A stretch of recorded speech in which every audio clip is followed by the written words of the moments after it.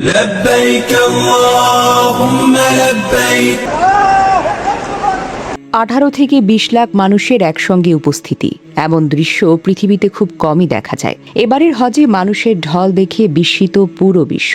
Saudi আরবের সরকারি তথ্য অনুযায়ী বিদেশ থেকে আগত হাজির সংখ্যা ইতোমধ্যে 15 লাখ ছাড়িয়েছে, আর দেশীয় হাজিদের যুক্ত করলে মোট উপস্থিতি প্রায় 18 থেকে 20 লাখে পৌঁছাতে পারে বলে ধারণা করা হচ্ছে। পৃথিবীর সবচেয়ে বড় মানবিক ও আধ্যাত্মিক সমাবেশগুলোর একটি এখন পরিণত হয়েছে এক আবেগময় দৃশ্যে। পবিত্র মেক্কা, মিনা এবং মাউন্ট আরাফাত, চারিদিকে এখন শুধু সাদা আর সাদা।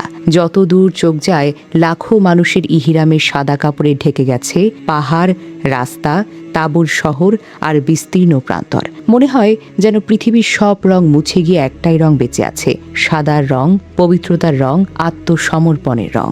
বিশ্বের নানা প্রান্ত থেকে আসা মুসল্লিরা এখানে এসে ভুলে গেছেন জাতি, ভাষা, ধন, সম্পদ আর পরিচয়ের সব পার্থক্য। কেউ রাজা, কেউ শ্রমিক, কেউ ধনী ব্যবসায়ী, কেউ আবার সাধারণ মানুষ। কিন্তু ইহিরামের এই সাদা পোশাকে সবাই যেন এক কাতারে দাঁড়িয়ে থাকা আল্লাহর বান্দা। এই দৃশ্য অনেকের কাছে কিয়ামতের দিনের কথা মনে করিয়ে দেয়, যেদিন মানুষ সব অহংকার ভুলে মহান আল্লাহর সামনে দাঁড়াবে। মঙ্গলবার হজের গুরুত্বপূর্ণ দিনে লাখো হাজি সমবেত হন ঐতিহাসিক মাউন্ট আরাফাতের ময়দানে। ইসলামে এই দিনটিকে বলা হয় হজের হৃদয়, কারণ আরাফাতে অবস্থান ছাড়া হজ পূর্ণ হয় না। সূর্যের তপ্ত আলো, চোখ ভরা অশ্রু আর লাখো কণ্ঠের দেওয়ায় পুরো আরাফাতের ময়দান পরিণত হয় এক অবর্ণনীয় আবেগের দৃশ্যে। কেউ 2 হাত তুলে ক্ষমা চাইছেন, কেউ নিজের জীবনের ভুলের জন্য কান্না করছেন, আবার কেউ পুরো মুসলিম উম্মার শান্তি ও মুক্তির জন্য দোয়া করছেন। হজের অন্যতম প্রধান আনুষ্ঠানিকতা হল আরাফাতের ময়দানে অবস্থান করা। সেখানে হাজিরা নামিরা মস্ক, জোহর ও আসরের নামাজ একসঙ্গে আদায় করবেন। ইসলামী বিশ্বাস অনুযায়ী এই দিনটি ক্ষমা ও দোয়া কবুলের দিন হিসেবে বিশেষ মর্যাদাপূর্ণ। লাখো মানুষ একই স্থানে দাঁড়িয়ে আল্লাহর কাছে ক্ষমা প্রার্থনা করেন, যা সৃষ্টি করে এক অবিশ্বাস্য আধ্যাত্মিক পরিবেশ। সূর্য ডোবার সঙ্গে সঙ্গে হাজিরা আরাফাত ছেড়ে মুজদালিফার উদ্দেশ্যে রওনা হন। এখানে তারা মাগরিব ও ইশার নামাজ একসঙ্গে আদায় করেন। খোলা আকাশের নিচে রাত যাপন করেন। ছোট ছোট পাথর সংগ্রহ করেন, যা পরদিন শয়তানকে নিক্ষেপের জন্য রাখবে। মুজদালিফায় কোনো তাঁবু বা আরামের ব্যবস্থা নেই। সবাই মাটিতে শুয়ে তারার নিচে সম্পূর্ণ সরলতায় রাত কাটান। এটি এক অনন্য অভিজ্ঞতা। ধনী, গরিব, রাজা, ফকির সবাই সমান।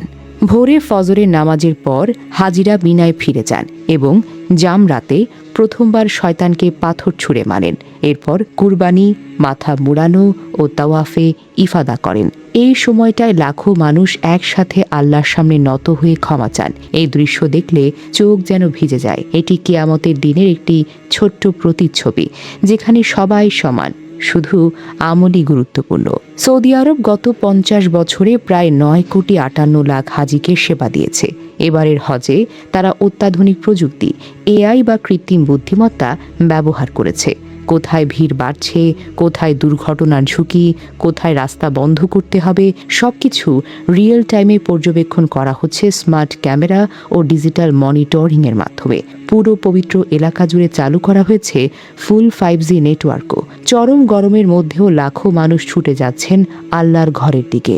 অনেক জায়গায় তাপমাত্রা 40 ডিগ্রির ওপরে উঠলেও হাজিদের সেবা দিতে মোতায়েন করা হয়েছে হাজার হাজার স্বাস্থ্যকর্মী, অ্যাম্বুলেন্স ও কুলিং সিস্টেম। নিরাপত্তা ও স্বাস্থ্যসেবাকে এবারের হজে সবচাইতে বড় অগ্রাধিকার দেওয়া হয়েছে।